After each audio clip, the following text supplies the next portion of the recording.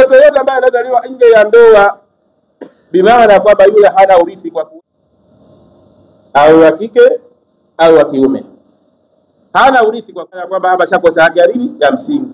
Kwa hiyo wewe kama yule mtoto ilibidi aitwe ubini wako, haita kuitwa ubini wako kwa sababu sio mwanao. Inapatikana kwa sababu ya hazina imekithiri. Ovu mengi tunapata sasa hivi, majanga mengi tunayapata sasa hivi, mikosi mingi tunapata sasa hivi, matatizo mengi tunayapata sasa hivi kwa kukithiri dina. Innal hamdalillah nahmaduhu wa nasta'inuhu wa nastaghfiruhu wa nasta'dihi wa na'udhu billahi min shururi anfusina wa min sayyiati a'malina. من يهديه الله فلا مضل له ومن يضلله فلن تجد له وليا مرشدا.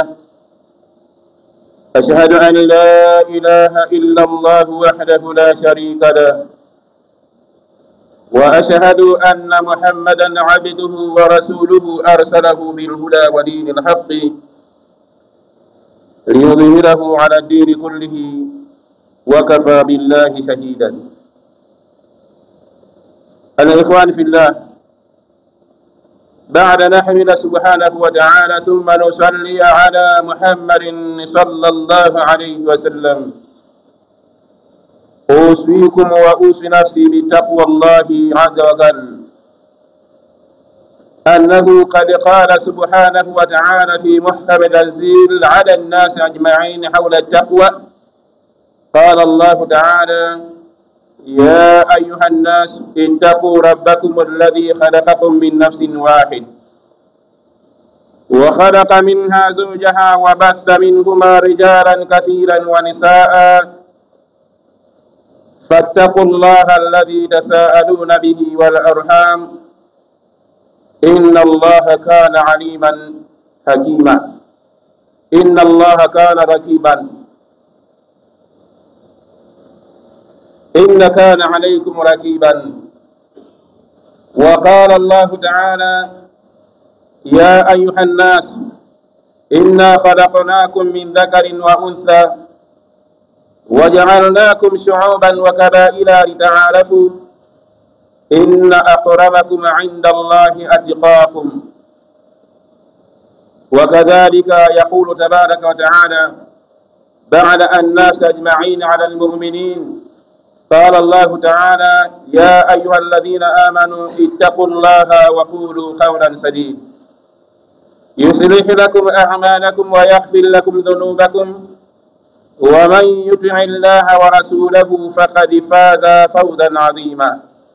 وكذلك يقول تبارك وتعالى: يا أيها الذين آمنوا اتقوا الله حق تقاته ولا تموتن إلا wa antum muslimun. Ndugu zangu katika iman, baada ya kumhimidi Allah tabaraka taala na kumtakia rehema kipenzi chetu mtukufu Muhammadin sallallahu alayhi wasallam, usikum wa usi nafsi, kwanza ninamuhusieni bila kuisahau nafsi yangu juu ya swala zima la kumcha Allah tabaraka wa taala, Allah ambaye aliyetuwezesha sisi na akatupa mawazo ya kumwazia Allah tabaraka taala katika siku hii ya Ijumaa, na tukakubaliana maneno yake matukufu yalivyokuwa ndani ya Qur'ani tukufu, ya kuonekana kwamba kuna umuhimu wa kuja muda kama huu kuja kutekeleza au kuyafuata maamrisho ya Allah tabaraka taala, maamrisho ambayo ameeleza fi muhkam tanzil, katika kitabu ambacho ameteremsha au kwa maneno yake matukufu ya kwamba ya ayyuhalladhina amanu, ili ambaye mmemwamini Allah tabaraka taala, idha nudiya, pindi ambapo utakapokuwa umenadiwa, umehitajika, umepewa habari, bimaana ya kwamba idha nudiya, bimaana kwamba ushanadiwa, kwamba umeshapewa habari ya kila kitu kuonekana siku hii ya leo ya Ijumaa, kwamba kwako ni umuhimu uende ukatekeleze maamrisho ya Allah tabaraka taala, wadharul bai'a, waje shughuli zako zote.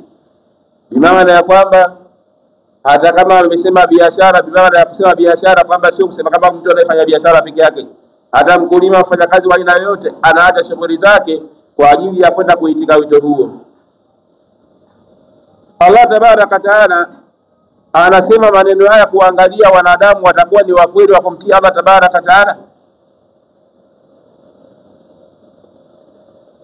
Alivyoeleza maneno haya kwamba ya ayyuhalladhina amanu idha nudiya, enyi ambao mmemwamini Allah tabaraka taala, ukinadiwa, ukiambiwa kwamba hivi leo inabidi uache shughuli zako, uko tayari kuziacha? Bimaana ya kwamba na sisi tumekubali maamrisho yale ya kuonekana kwamba tumeacha shughuli zetu kwa ajili ya kuja kutekeleza maamrisho ya Allah tabaraka taala. Min yaumil jumaa, siku hii ya Ijumaa, fasi'au ila dhikrillahi wa darul bai'a, fanyeni haraka kuja kutekeleza amri za Allah tabaraka taala na muache shughuli zenu. Dhalikum khairul lakum, ikiwa nyinyi mmetekeleza hivyo itakuwa ni kheri kwenu nyinyi. In kuntum ta'lamuna, ikiwa nyinyi mnatambua kwamba kuna umuhimu wa siku hii ya Ijumaa.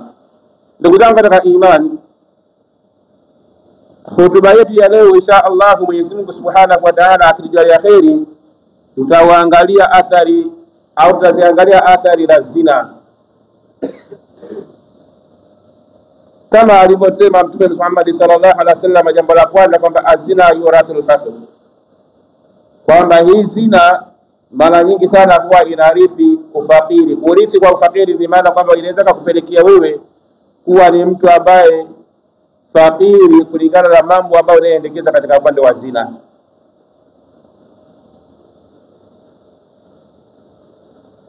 Na kama alivyoelezea Allah tabaraka taala juu jambo hili, akatoa hukumu juu ya jambo hili, na akamsema yule ambaye anayehukumu juu ya jambo hili, na akaweka vipimo na kiasi ambacho kitoweka akatoa juu ya jambo hili, kuonekana kwamba hukumu hizi zote zinamfuata kwa ajili ya mtu ambaye anayefuata masuala ya zina. Ndugu zangu katika imani, al-hukmu yaduru ma'a ilatihi wujudan wa adama, hukumu waweza kuelezea jambo kupatikana kwake na kukosekana kwake, ndipo inapopatikana hukumu. Hili jambo ndugu zangu katika jamii limeenea sana, swala la zina. Tukiangalia asilimia ya watoto wengi wanaishi katika mazingira hatarishi, sio wale watoto wa ndoa, sio watoto wa ndoa. Bimaana ya kwamba hii yote inapatikana kwa sababu ya zina imekithiri sana. Maovu mengi tunapata sasa hivi, majanga mengi tunayapata sasa hivi, mikosi mingi tunapata sasa hivi, matatizo mengi tunayapata sasa hivi kwa kukithiri zina. Ndugu zangu, katika zina zipo za aina mbili. Kuna zina yenyewe ambayo ya kitendo chenyewe, na kuna zina ambayo mtu anazini ya kuwa kutokana na maumbile yake na mavazi yake anapokuwa anavaa katika sehemu anazotembea. Kwa mkuta mtu amevaa nusu uchi, mtoto wa kike amevaa kipensi cha suruali ambacho inatakiwa cha kuamka na baba yake au kaka yake nyumbani akaenda kukoga, yeye ndio anachokivaa kutembea mitaani. Licha ya hivyo amejipotoa kwa kiasi cha kutosha, na ukimwangalia katika mazingira yale, kila sehemu atakayekuwa anatembea kila mtu anageuka kumwangalia yeye na kuanza kusema maneno mazito sana. Bimaana kwamba yule anazini. Na kuzini kwenye kama nilivyosemea kwamba kuzini kwa mmoja kwa moja ni kula ambako kushuhudia kitendo kinatendwa kwamba kisu kinawekwa katika ala. Sasa ndugu zangu katika imani, ukiangalia kwa mazingira tunayoishi nayo sasa hivi, hali imezidi kuwa ni mbaya. Hali imezidi kuwa ni mbaya sana. Sasa kwa mazingira haya, sidhani kama tutaepuka na moto wa Allah tabaraka wa taala. Allah tabaraka wa taala ametoa hukumu.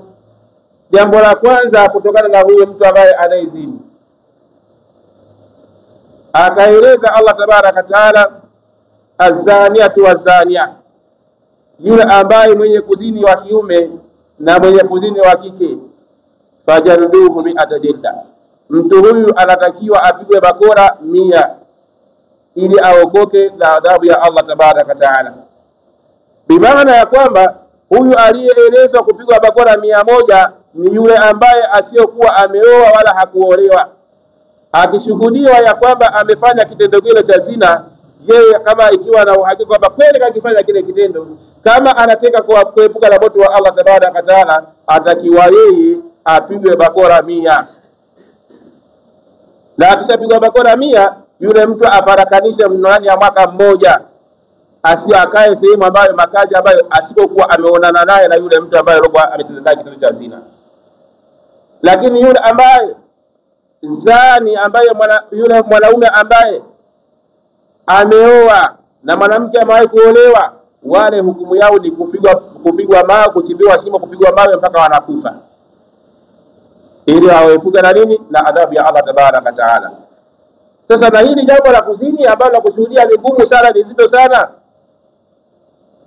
Yatakiwa washuhudiwe mashahidi wanne. Mashahidi hamba ambao waliokuwa wanashuhudia kabisa kwamba kisu kinawekwa katika ala, bimaana kwamba kipindi kile mahindi yana bado yanasaga kwenye nini, kwenye mashine, isionekane kwamba mtu ashaokoa unga wake kaweka pale kaenda baka sema nimewakuta wanazini hadi hapo mashine imetulia hayafanyi kazi. Au mtu ameweka mahindi yake pale anasubiria kusikusaga sema kama ndio wamezini. Na Mwenyezi Mungu Subhanahu wa Ta'ala akatoa hukumu juu ya jambo hili kwamba mtu yeyote mwenye kumsingizia mtu uzinifu hali ya kuwa mtu yule hajazini, na yeye atakiwa apigwe bakora 80. Yaani umemsingizia mtu kwamba wewe mzinifu, hata kama ni mkeo, wewe mke wangu mzinifu sana wewe. Hukumu ukitaka uepuke na adhabu ya Allah tabaraka taala, yatakiwa wewe upigwe bakora 80. Je, kwa kipindi kama hicho unaweza kupigana bakora hizo? Wapiga bakora mtoto wa watu ambaye hata kama ni mkeo, au amtia kwenye shimo hata kama ni mkeo, kama nataka nikufukie moja kwa moja nikupige mawe mpaka ufe humo, ili kwa kuepuka adhabu ya Allah tabaraka taala. Je, kwa kipindi kama hiki tunaweza kufanya? Bimaana kwamba hatuwezi kufanya kwa sababu sio dola ya Kiislamu. Bimaana kwamba sasa hali inazidi kuenea, kuenea katika mazingira yetu tuliokuwa nayo sasa hivi haya. Kwa sababu ya nini? Watu tumeiacha hii hali, tunaona kama sio jambo la kawaida kwetu sisi. Mtu akitembea uchi jambo la kawaida kwetu sisi, mtu afanya jambo fulani kwetu sisi tunaona jambo la kawaida, lakini hali ya kuwa Allah tabaraka taala analichukia jambo kama hili. Na Uislamu umefundisha kwa kila kitu cha kheri na cha ubaya wake. Hakuna alichoacha Mtume sallallahu alaihi wasallam kuambiwa kufundishwa, mpaka Mwenyezi Mungu Subhanahu wa Ta'ala anakuja kumpa aya, anamwelezea katika Hijjatul Wadaa, anamwambia al-yawma akmaltu lakum dinakum wa atmamtu alaykum ni'mati wa raditu lakum al-islam din. Bimaana kwamba kukusema maneno yako kwamba hivi leo nimetimiza dini yako, nimetimiza neema ya kila kitu, kila kitu nimetia, nimekielekeza juu ya kufundisha mfumo mzima wa maisha ya wanadamu atakayoishi katika huo ulimwengu na kesho akhera. Na nimeridhia kwamba hakuna kingine kinachoweza zaidi ya hicho Mtume sallallahu alaihi wasallam alikofundisha, nikasema kwamba Uislamu ndio dini ya ukweli kwa sisi. Bimaana kwamba mfumo mzima wa maisha ya wanadamu inabidi aishi kama inavyotaka Qur'an. Kama masahaba walipokamuliza Bibi Aisha radhiallahu anha, walimuuliza Mtume kuhusu juu ya Mtume sallallahu alaihi wasallam khuluquhu, tabia yake. Bibi Aisha radhiallahu anha akawaambia khuluquhu al-Qur'an, yeye anaishi kama inavyotaka Qur'ani, kwa sababu Qur'ani ni maneno ya Allah tabaraka taala. Na Allah tabaraka taala kamtuma Muhammad sallallahu alaihi wasallam kwa ajili ya nini? Kuja kutufundisha sisi Uislamu. Na yeye amekuja kufundisha Uislamu katika ulimwengu mzima. Ndio maana Allah tabaraka taala akasema wama arsalnaka illa rahmatan lil alamin. Hakutuma Mtume Muhammad sallallahu alaihi wasallam ili ni rehema kwa walimwengu wote. Bimaana hata kama mdudu pia, kuna wadudu wengine Mtume sallallahu alaihi wasallam amewaamrisha wauliwe, kuna wengine wadudu ambao hajaamrisha wauliwe, uwafanyie huruma. Sasa sisi tunaenda kinyume na maamrisho ya Allah tabaraka taala, tunaenda kinyume na mafundisho ya Mtume Muhammad sallallahu alaihi wasallam, tunategemea kuokoka. Sasa ukiangalia katika libasi, mavazi ambayo yanatakiwa ya kike na ya kiume, unaona wanaume wanavaa mavazi ya kike, wanawake wanavaa mavazi ya kiume. Je, tunaweza kuokoka na moto wa Allah tabaraka taala? Ukiangalia katika mavazi yanayo watoto wa kike ni ambayo hayatakiwa hayawe na stara hata kidogo, ina maana yako tayari yanabita mwanaume kwa kumvutia. Yanavutia kwa mwanaume. Mwanaume ndipo hayuko tayari kufanya zina kwa kujisahau, kuonekana kama mambo haya yamekataza. Kwa sababu ya nini? Mavazi wanayo watoto wa kike ni mazito sana. Yaani utakuta mwanamke yani mwingine amefikia hatua anatabani kwamba tembee uchi. Yaani ana akili imekuwa kama mbuzi. Mbuzi amepewa mkia mdogo ili azibe japo uchi, lakini anachukua wanajenyulia tena kuweka juu. Bila maana kwamba mwingine achaona seketi yake ni ndogo, lakini hilo anakuja kulitana ili nini? Watu waone uchi wake. Sasa akili hizi zinakuwa kama mnyama.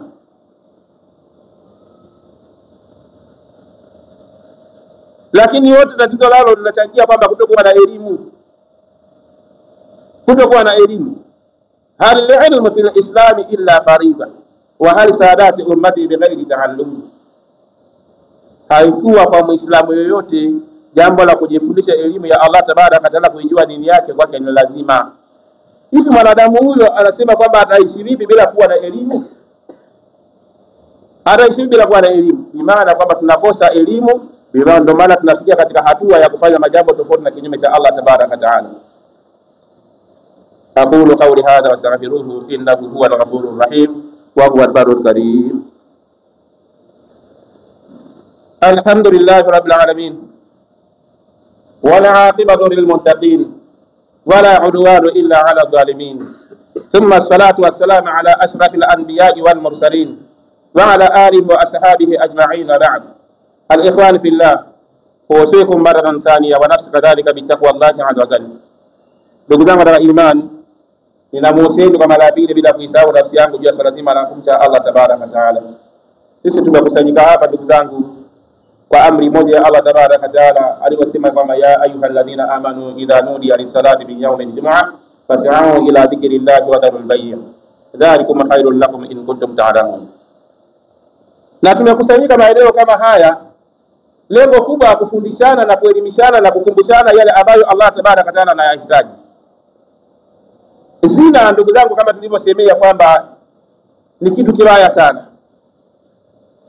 Hivi leo zina inakupelekea wewe familia yako kupungua, kutokuongezeka, na vile vile yule mtoto atakayekuwa amezaliwa haupati haki zake za msingi.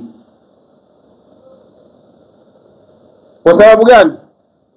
Mtoto yoyote ambaye anayezaliwa nje ya ndoa haisabiki kama yule mtoto ni wa baba katika sheria ya Kiislamu. Anahesabika kwamba yule mtoto ni upande wa nani? Wa mama.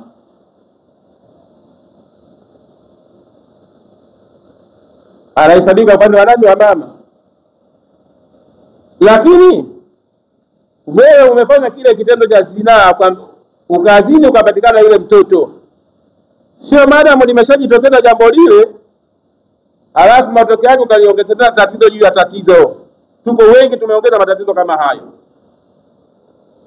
Kwa sababu gani nasema hivyo? Leo hivi mtu kampa mimba binti wa watu, ile mimba kwanza anaikataa. Jambo la kwanza usazini, hiyo dhambi ya kwanza usaipata. Tendo la kuikataa ile mimba, jambo la pili, dhambi la pili usalipata. Na yule mtoto kutokuhudumiwa akaisha katika mazingira hatarishi, dhambi ya tatu usaipata. Kinachotakiwa ndugu zangu, lazima utubia kwa Allah tabaraka taala. Na toba za kumkosea mwanadamu mwenzio sharti zake ziko 4. Na toba ya kumkosea Allah tabaraka taala sharti zake ziko 3. Toba ya kutubia kwa Allah tabaraka taala ambayo ulomkosea binadamu mwenzio, kwanza mwenyewe muombe radhi ya kusamehe makosa uliokuwa umeyafanya. Sasa hivi leo utaenda kumwomba bwana, mimi kwa mimba bwana, ndio hivyo bwana, mimba nilikutia ibada, mimi naomba unisamehe tu. Alafu sasa mtoto wenyewe usimhudumie. Kinachotakiwa kwamba umejua usafanya kosa, umezini na Allah tabaraka taala kisha kushuhudia, wewe jambo la kwanza utubie kwa Allah tabaraka taala kwamba mimi kitendo kilikuwa kama ni ibilisi, sitarudia tena. Na ujute kwa Allah tabaraka taala kwa nini ulifanya, na muombe msamaha Allah tabaraka taala. Na kumuomba kwa msamaha yule mtu ambaye ulikosea katika binti, jambo la kwanza ukubaliane nalo. Kwanza kulea mimba ile mpaka anajifungua. Mtoto msomeshe mpaka na amezaliwa, msomeshe mpaka anafikia hatua ya baligh, amefikia japo miaka 18. Kama una chochote kile ulichokuwa nacho, unamkabidhisha kwamba mimi wewe nilikuzalia nje ya ndoa, hiki ninakukabidhi ni cha kwako kikusaidia katika maisha yako. Tulishi kama mimi nimekuzaa, lakini mimi katika sheria ya Kiislamu sio mwanangu. Kwa maana hiyo tutakutana kama kawaida kama ni damu yako, lakini mimi sihusiki kokote. Kwa sababu gani tunasema hivyo? Bimaana ya kwamba haki yake ya msingi anayoikosa kuto kurithi kwa wewe. Watoto watakusanyika kama ni 20, wakasema huyu baba hakumzaa katika njia ya ndoa, na huyu na sheria ya Kiislamu inasimamia hivyo kwamba mtoto yote ambaye anazaliwa nje ya ndoa, bimaana kwamba yule hana urithi kwa wewe, au wa kike au wa kiume, hana urithi kwa wewe, bimaana ya kwamba hapa shakosa haki ya msingi. Kwa hiyo wewe kama yule mtoto ilibidi aitwe ubini wako, haita kuitwa bina wako, kwa sababu sio mwanao ambaye wa ndani ya nini ya ndoa.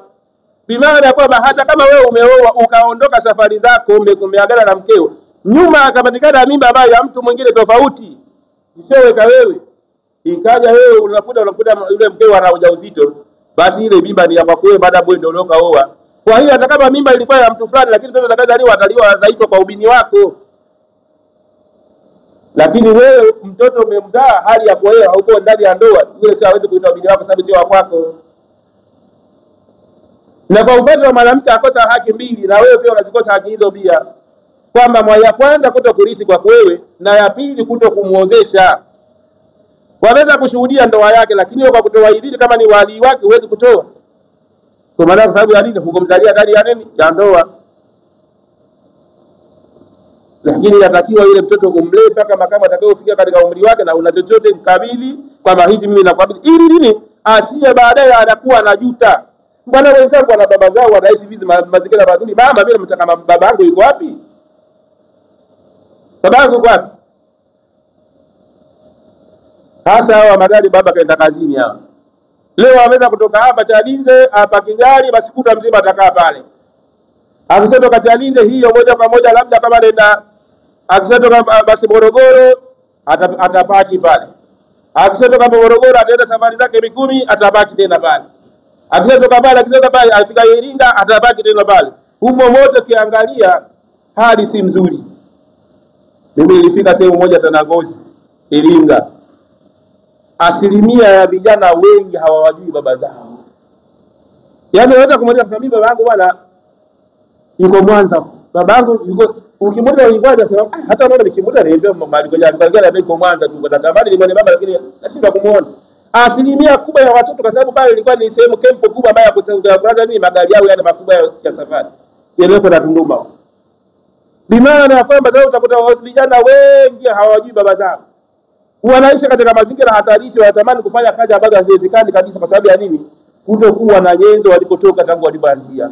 Bimaana ya kwamba athari za zina inarithi ufakiri, kwa sababu ufakiri unarithiwa mpaka na wale ambao wanazaliwa nje ya nini? Ya ndoa. Haya yote yanapatikana kwa sababu ya nini? Kutokujua elimu ya dini ya Uislamu wetu kwamba inatakiwa tufanye nini.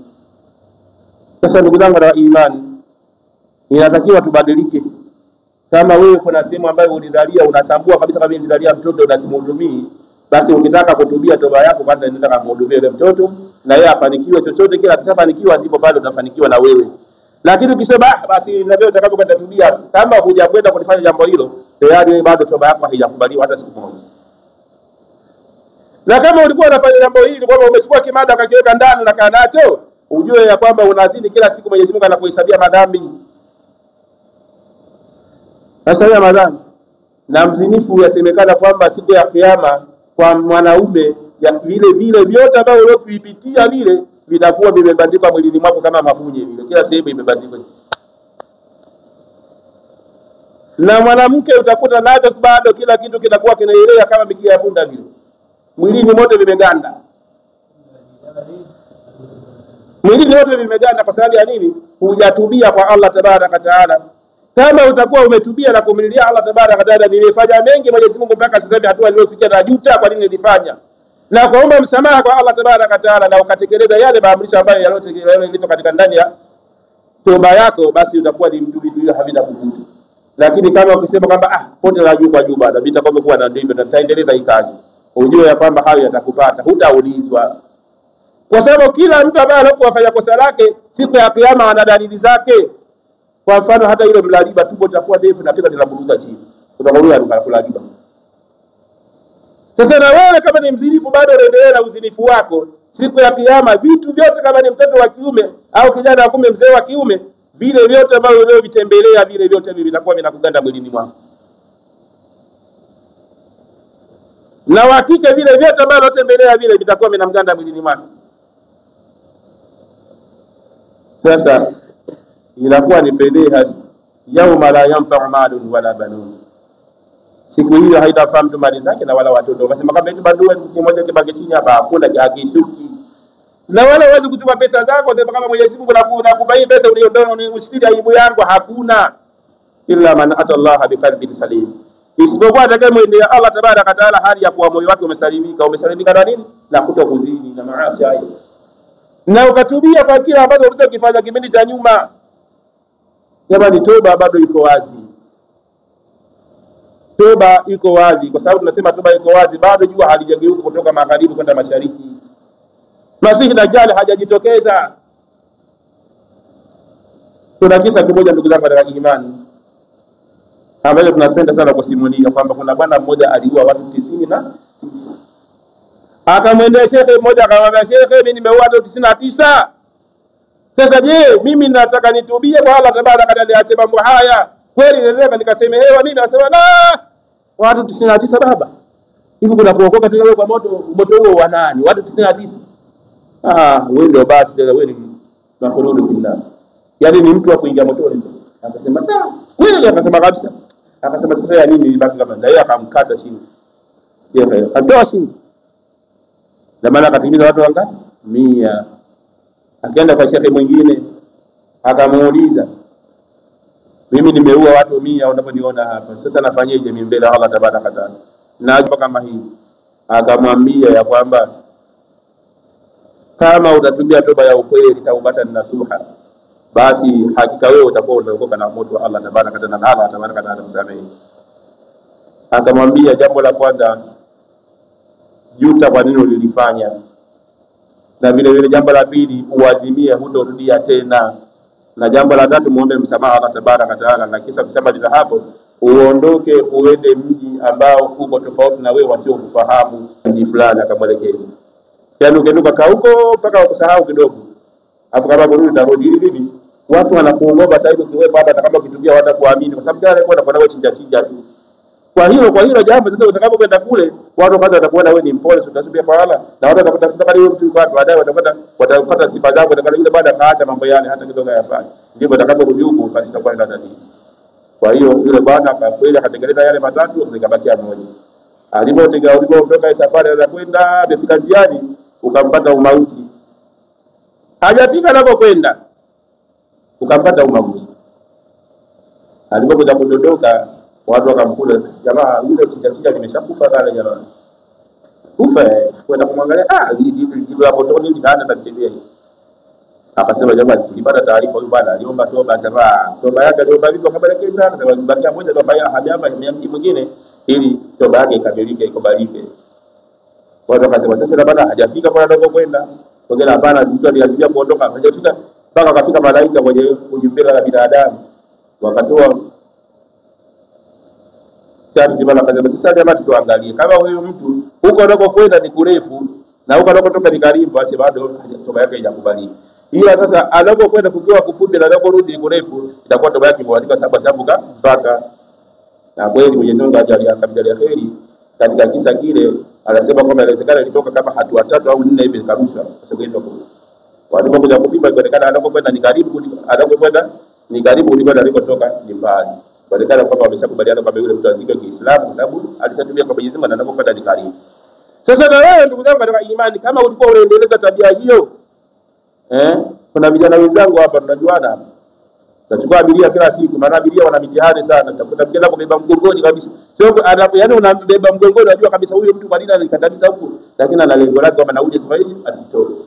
Na kweli wakwenda mpaka sasa tunaanza hapa nyumbani wangu, nipe namba ya simu bwana, chukua namba ya simu basi, nenda hela yako ya kambana baadaye.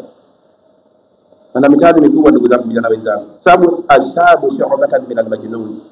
Mtume sallallahu alaihi wasallam akasema kwamba ujana ni kifungo kimoja wapo cha wenda wazimu, ni mwepesi kufanya jambo bila kulifikiri. Ndio maana natoa tahadhari kwamba vijana wenzangu, hii hali si nzuri. Tunapokwenda kubaya tunatupelekea katika mazingira ambayo sio mazuri. Sasa ninakuomba ndugu zangu, katika swala la zina limekithiri, ila athari kubwa sana. Na athari hizo nimekuambia, umekosa watoto wako kutopata haki zao ya msingi. Na hata yeye akiwa na mali zake wewe urithi labda baba hebu chukua hiki bwana, kesho na kesho kutwa kisha zawadi kifarima hapa kuna chapa anakupa. Wale wana huruma wapo namna hiyo. Utakumbuka babake alikuwa mikosi fulani, ampelekea hata kama sio mzazi wake ambaye wa ukweli. Sasa na wewe ndugu zangu katika imani, kama jambo hili ulikuwa unalifanya, kama kuna sehemu ulifanya jambo hili, basi toba yako kukubalika, nenda kamlee huyu mtoto mpaka afike hatua bale, unkabidhi sababu ukabidhi bidii naye aende maisha yake. Na kama ulikuwa unaendeleza kufanya jambo hili, hebu kuanzia leo ubadilika, liache, sababu kwanza hamna chochote kinachopatikana zaidi ya kupata dhambi kwa Mwenyezi Mungu Subhanahu wa Ta'ala. Na wewe pia na nesema kwamba wewe na singeweza kuudhini wewe, kila mwana mwanamzidi kule. Yaani jambo la kumtangazia mzee udhinifu ni baya mno, kwa sababu ushahidi na bidii katika watu wanne. Na kama una ushahidi wewe, toba yake kukubalika, kupigwa bakora 80. Kama bakora 80 utazipata wewe. Lakini la mwisho ndugu zangu katika imani, kwa kumalizia, nasema kwamba Mwenyezi Mungu Subhanahu wa Ta'ala hakuacha jambo lolote. Kwa watu wote walijitahidi kufanya jitihada za aina mbalimbali ili swala hili ya kuonekana kama watu wawili wanakaa pamoja, kwa sababu kuna wengine wanakaa tu wanazini, wanajua kama mwezi wa Ramadhani ukifika bwana nenda kafunge nyumbani kwenda, mimi nikafunge kwa sababu mwezi mtukufu bwana, mwezi wa toba huu. Anapokwenda wanarudi tena wanabaki baya. Wala Mwenyezi Mungu Subhanahu wa Ta'ala ameweka katika aya moja, sababu anasema kwamba at-tayyibina wat-tayyibat wal-khabithina wal-khabithat, lit-tayyibina tayyibat wal-khabithina wal-khabithat. Mtu muovu basi atabaki na muovu mwingine, mtu mwema atabaki na mwema mwingine. Wema huu utapatikana kwa namna gani? Kinachotakiwa ndugu zangu, jaribu kuwashauri, jamani, mmekaa muda mrefu na adhimu, kwa nini msioane? Kwa sababu hii hukumu ya Allah Tabaraka Taala hii hatuna nayo uwezekano wa kuifanya. Leo mpige mtoto wa watu mawe mpaka anafika anakufa, kweli serikali itakuchukulia nini? Leo mtandike bakora mtoto wa watu milioni 80, serikali itakuchukulia nini? Tayari sasa tuko katika hatua nyingine. Lakini je, al-hukmu yaduru baina ilati wujudan wa adama, kwamba hukumu hii imekosekana kwa sisi, basi tuangalie mbele inaendelea, basi tujaribu kuwashauri wale watu wawili. Wajawili jambo ndio lifanya Allah Tabaraka Taala halipendi. Fanyeni muoane, kwani kuna shida gani? Kuonekana kama mnafadhali mnafarakana, kwani mkiona kuna shida gani? Kama watu wamekubaliana inshallah kwa uwezo wa Mwenyezi Mungu, basi wakishaoana wao watapata baraka. Kwa sababu ya nini? Uliwahusia jambo la khairi. Ulikuwa ni kukaa hivi wanazidi kuendelea kuzini, hali ambayo unawaona na unashuhudia hata kama mwanao ndugu yako au jirani yako, basi inabidi wao wamshauri sababu akikana mwovu, sababu pia nayo kuna madhara. Hili ambalo nakusema kama unaweza kufarakanisha mtu mzinifu akisaje wewe, hata huko atakwenda ataendelea kufanya uzinifu. Kama alikuwa ni mgonjwa wa maradhi, bana kula anaenda kueleza tena. Na huyu ukifanyika huko ataenda kueleza tena, kwa sababu ndio tabia yake. Lakini je, utakapowashauri kwa weka pamoja wale kama ni mwenzie amemtofoa na wewe katofoka, na maana bado watakao wale watu tofolewa tu. Huyu mwenzie kamtoa bikira, mwenzie hana bikira, basi inakuwa vile vile itakuwa ndio hivyo tena. Inakuwa wao wote ambao wako katika hali moja. Na hapo ukiwafarakanisha, basi huyu ataenda kuharibu tena watoto wa watu, na huyu ataenda kuharibia tena watoto wa watu, basi ndio kazi yake itakuwa. Lakini utakapoweka pamoja na watakao wafadhali waonekana kwamba huyu kama alikuwa na maradhi, basi maradhi yao watakutana wenyewe, na huyu asiokuwa na maradhi basi atafuta mwenzie asiokuwa na maradhi, ili Mwenyezi Mungu awafanyie pesa katika mazingira yao. Rabbana la haqqa warzuqna ittiba'a wa arina al-batila warzuqna. Allahumma salli ala Muhammad wa ala ali Muhammad kama sallaita ala Ibrahim wa ala Ibrahim innaka Hamidum Majid. Warḍa Allahumma al-khulafa'ir rashidin Abu Bakr wa Umar wa Uthman wa Ali wa ashabi ajma'in. ربنا اغفر لنا ولإخواننا الذين سبقونا بالإيمان ولا تجعل في قلوبنا غلا للذين آمنوا ربنا إنك رؤوف رحيم. ربنا اغفر لنا ولإخواننا الذين سبقونا بالإيمان ولا تجعل في قلوبنا غلا للذين آمنوا ربنا إنك رؤوف رحيم. اللهم اقسم لنا من خشيتك ما تحول به بيننا وبين معصيتك ومن طاعتك ما تبلغنا به جنتك ومن اليقين ما تحمل به علينا مصائب الدنيا. اللهم متعنا بأسماعنا وأبصارنا وقواتنا ما أحييتنا واجعلنا الوارث منا واجعلنا الوارث منا برحمتك يا أرحم الراحمين. عباد الله، إن الله يأمر بالعدل والإحسان وإيتاء ذي القربى وينهى عن الفحشاء والمنكر والبغي يعظكم لعلكم تذكرون. أقم الصلاة.